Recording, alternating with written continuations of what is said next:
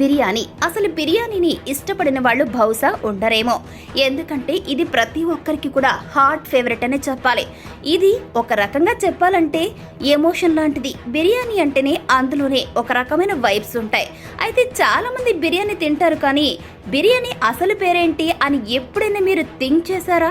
ఈ పదం ఎక్కడి నుంచి వచ్చింది, అసలు దీని అర్థం ఏంటి అనేది మీలో చాలా మందికి బహుశా తెలిసి ఉండకపోవచ్చు. అయితే ఈరోజు మనం ఈ బిర్యానీ గురించి కాస్త తెలుసుకుందాం.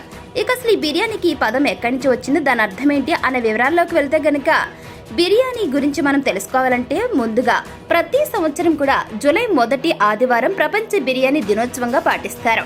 మన భారతదేశంలోని వివిధ ప్రాంతాల్లో బిర్యానీ విభిన్నమైన రుచి, విభిన్న వాసనలు విభిన్నంగా కనిపిస్తుంది.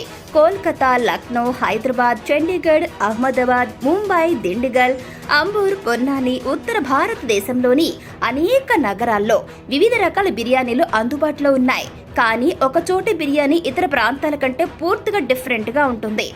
బిర్యానీ అనే పేరు వింటే మనకు నోట్లో నీళ్లు రాని వారు చాలా తక్కువ మందే ఉంటారు. బిర్యానీ కేవలం ఫుడ్ మాత్రమే కాదు, భోజన ప్రియులకు భావోద్వేగం. బిర్యానీ గురించి మిమ్మల్ని ఆశ్చర్యపరిచే వాస్తవాలు ఉన్నాయి. బిర్యానీలో బియ్యం, మాంసం, నూనె ఉంటాయి.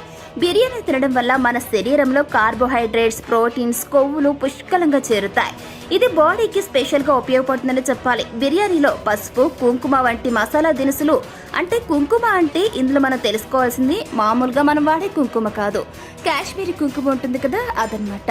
అటువంటి మసాలా దినుసులు మన జీర్ణ వ్యవస్థలో జీర్ణక్రియకు చాలా హెల్ప్ చేస్తాయి. కానీ స్పైసీ బిర్యానీని ఎక్కువగా తింటే జీర్ణ సమస్యలు వస్తాయి. ఈ దేశంలో అంటే మన భారతదేశంలో 10 రకాల బిర్యానీలు అందుబాటులో ఉన్నాయి. కోల్కతా బిర్యానీ యొక్క ప్రత్యేకమైన రుచి మరిచిపోలేనిది. బంగాళదుంపల సమక్షంలో బిర్యానీ రుచిగా మారుతుందని చాలా మంది చెబుతారు.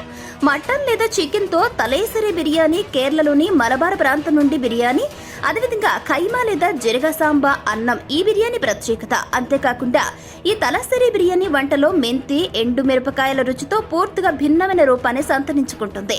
లక్నో బిర్యానీ, అంబూరు బిర్యానీ, సింధీ బిర్యానీ, కచ్చీ బిర్యానీ, దమ్ బిర్యానీ, చికెన్ బిర్యానీ కూడా ఉన్నాయి. ఇక 6 చిట్కాలు పాటిస్తే షాప్లో లాగా ఇంట్లోనే బిర్యానీని చాలా టేస్టీగా తయారు చేసుకోవచ్చు. బిర్యానీలో నెయ్యి చాలా ఇంపార్టెంట్ అని చెప్పాలి. నెయ్యి సరిగ్గా లేకుంటే బిర్యానీ ఆరిపోతుంది. కాబట్టి తగినంత నెయ్యి వాడండి. అది కోడి లేదా గొర్రె ఏదైనా సరే. బిర్యానీ వండేటప్పుడు సన్నని మాంసాన్ని యూజ్ చేయండి. ఇప్పుడు దాని అసలు పేరుకు వద్దాం. బిర్యానీ ఒక ఆసియా వంటకం. దీని పేరు బిర్యాన్ నుండి వచ్చిందనమాట. ఇది పర్షియన్ పదం అంటే వేయించిన లేదా కాల్చిన అని అర్థం. ఇంకో పేరు కూడా ఉంది. మరొక పర్షియన్ పదం కూడా బిరించి నుండి దాని పేరును పొందిందని నమ్ముతారు. అంటే వండే ముందు వేయించాలి. కాబట్టి ఇక నుంచి బిర్యానీ తింటూ మీ స్నేహితులను ఈ ప్రశ్న అడగండి. బిర్యానీపై మీకున్న నిజమైన ప్రేమను వివరించండి.